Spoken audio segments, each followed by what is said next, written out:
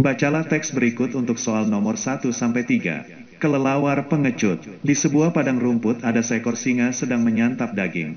Tiba-tiba, burung elang menyambarnya. Singa pun marah dan menyatakan perang terhadap bangsa burung. Segala jenis burung akan menjadi musuhnya. Pada malam hari, kelompok yang dipimpin singa melakukan serangan. Bangsa burung kalah. Melihat kondisi itu, kelelawar merasa cemas. Ia pun segera menemui raja hutan. Kelelawar mengatakan bahwa dirinya termasuk bangsa tikus meskipun mempunyai sayap. Karena itu, dia ingin bergabung. Singa pun mengizinkannya. Pada keesokan harinya, ketika kelompok singa sedang istirahat, kelompok burung menyerang balik. Kelelawar pun merasa cemas sehingga dia berpikir untuk bergabung dengan bangsa burung. Kelelawar menemui elang. Elang pun menerima dengan senang hati. Selama pertempuran antara kelompok elang dengan kelompok singa, kelelawar bola-balik berpihak kepada kelompok yang menang. 1. Latar tempat dari penggalan cerita di atas adalah A. Hutan. B. Kebun binatang. C. Padang rumput. D. Padang pasir.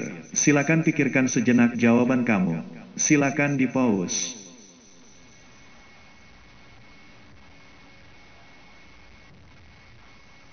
Jawabannya adalah C. Padang rumput.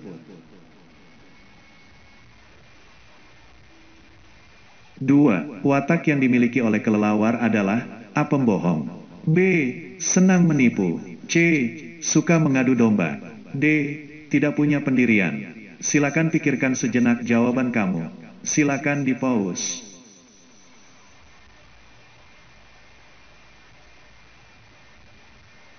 Jawabannya adalah D. Tidak punya pendirian.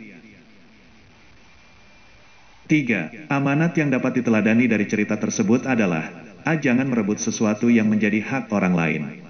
B. Bergabung dengan kelompok yang mendapatkan kemenangan. C. Jangan menjadi seorang pengecut karena tidak akan mempunyai teman.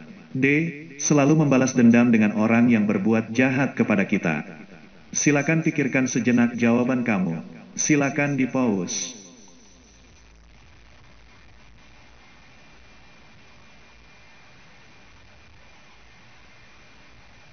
Jawabannya adalah C. Jangan menjadi seorang pengecut karena tidak akan mempunyai teman.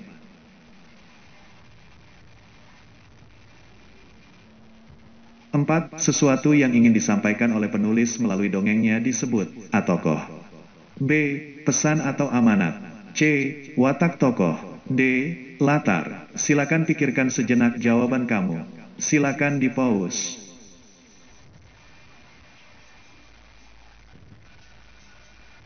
Jawabannya adalah B. Pesan atau amanat. 5. Bacalah dialog berikut. Kancil. Tuan, raja kami siap untuk berperang. Sebagai buktinya, raja kami pun mengirimkan kumisnya. Kancil pun menyerahkan kumis landak kepada Panglima Harimau. Panglima Harimau, ini kumis rajamu, Kancil. Iya, itu adalah kumis raja kami yang paling kecil. Raja kami menerima tantangan dari raja kalian. Para harimau sangat terkejut melihat kumis raja pulau kecil yang besar dan tajam. Prajurit harimau, kumis Raja Kancil sangat besar dari kumis raja kita. Kita pasti akan sulit untuk melawannya. Sambil berbisik kepada Panglima Harimau. Prajurit Harimau 2, lalu bagaimana, Panglima Harimau? Sebaiknya kita segera pergi dari pulau ini. Berdasarkan dialog di atas ekspresi Panglima Harimau dan prajurit Harimau yang tepat adalah A. Berani dan melawan. B. Merasa takut. C. Merasa malu. D. Merasa kecewa. Silakan pikirkan sejenak jawaban kamu. Silakan di-pause.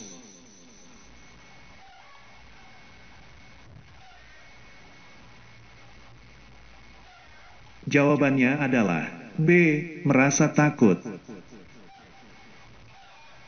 6. Cerita yang menceritakan kehidupan hewan yang berperilaku menyerupai kehidupan manusia disebut A. Dongeng. B. Legenda. C. Fabel. D. Sage. Silakan pikirkan sejenak jawaban kamu. Silakan di-pause.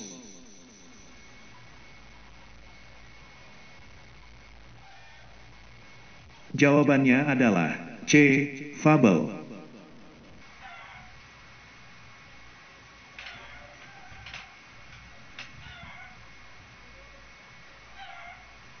Bacalah teks fabel berikut ini dengan saksama untuk menjawab soal nomor 7-10. Burung hantu selalu tidur di siang hari. Ia akan bangun setelah matahari terbenam, ketika cahaya merah memudar dari langit. Dia menggeliat dan berkedip dari lubang pohon tua. Sekarang dia berseru, ho ho ho, bergema melalui kayu yang rimbun dan ia mulai berburu serangga. Ia adalah seekor burung hantu tua yang galak, terutama jika ada yang mengganggu saat ia tidur.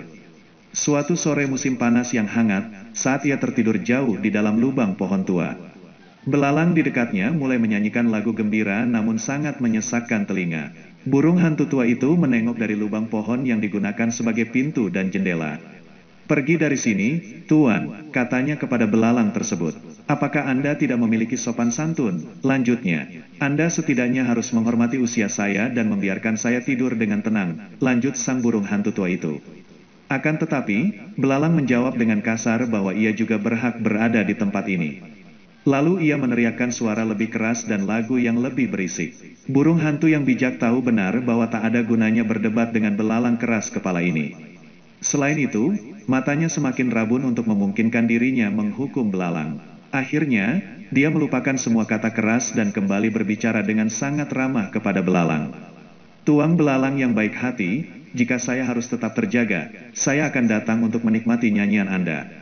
Namun, saat ini saya memiliki anggur lezat di sini, kiriman dari Olympus. Silakan datang dan rasakan minuman lezat ini bersama saya, sanjung burung hantu tua. Belalang terhanyut oleh kata-kata sanjungan burung hantu tua. Akhirnya, dia melompat ke sarang burung hantu tua. Ketika belalang cukup dekat dalam jangkauan penglihatan, burung hantu tua itu menerkam dan memakannya. 7. Watak tokoh belalang dalam kutipan teks fabel di atas adalah A. Bijaksana, B. Keras kepala, C. Pendendam, D. Rendah hati. Silakan pikirkan sejenak jawaban kamu. Silakan di-pause.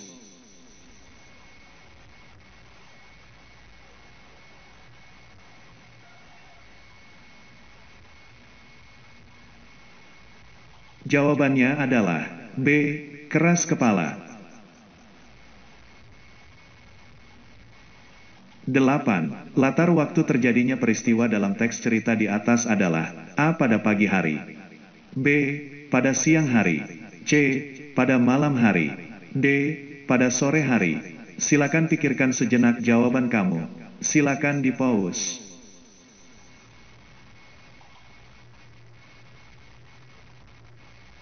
Jawabannya adalah D.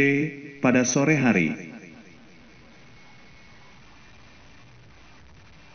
9. Kalimat yang menyatakan keterangan tempat berikut ini adalah A. Belalang melihat pohon tua yang ada di hadapannya, B. Belalang merapikan sarangnya setiap bangun tidur, C. Dia menggeliat dan berkedip dari lubang pohon tua, D. Burung hantu tua melirik ke arah belalang yang tak menghiraukannya. Silakan pikirkan sejenak jawaban kamu. Silakan di-pause.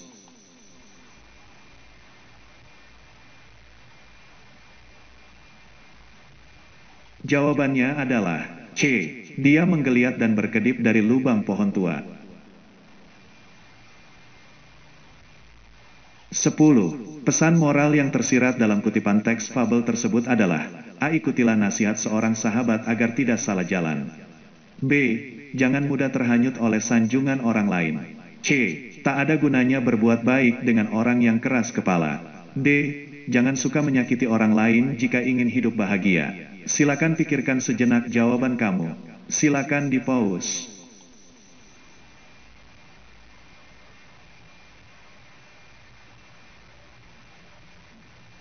Jawabannya adalah B. Jangan mudah terhanyut oleh sanjungan orang lain. Demikian pembahasan soal tentang dongeng, semoga dapat menambah ilmu dan wawasan kamu dalam memahami soal-soal yang akan diberikan nantinya. Sekian, semoga bermanfaat dan jangan lupa dibagikan, like, berikan komentar positif, dan subscribe agar tidak ketinggalan ilmu-ilmu yang disampaikan pada channel ini.